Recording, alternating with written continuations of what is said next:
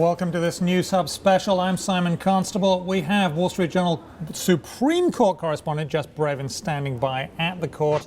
Hello, Jess. What is the news?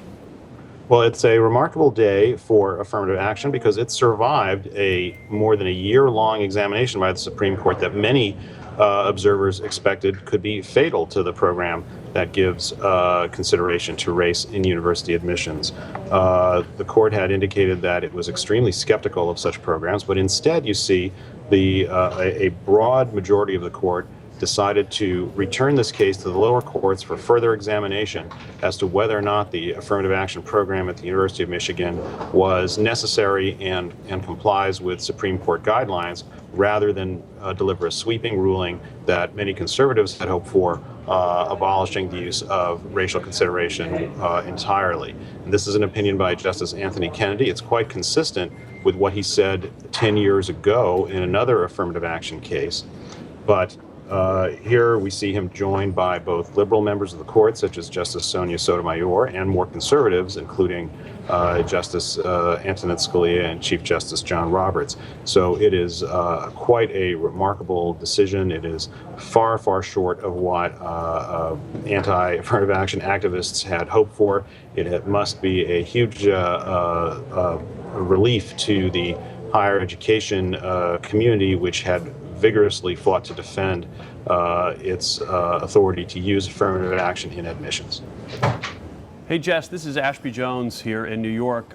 Just wondering now, so what do we have? We have a decision which basically says the 2003 decision, it remains, and that's the decision that sort of governs affirmative action in higher education at this point, the Grutter versus Bollinger opinion from 2003. Is that still the law of the land as you read the opinion? Yes, it is, but with this particular caveat.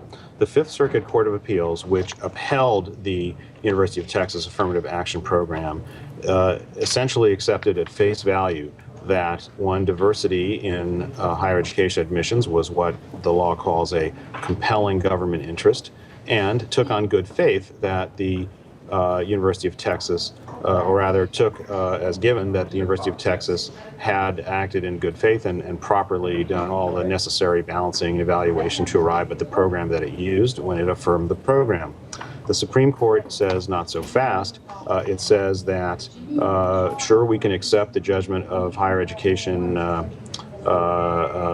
authorities that diversity is such an important interest in assembling university classes. But when it comes to the next step, is the method that they use to attain that diversity constitutional? We can't really take their word for it because the stakes are so high when you have racial classifications of individuals.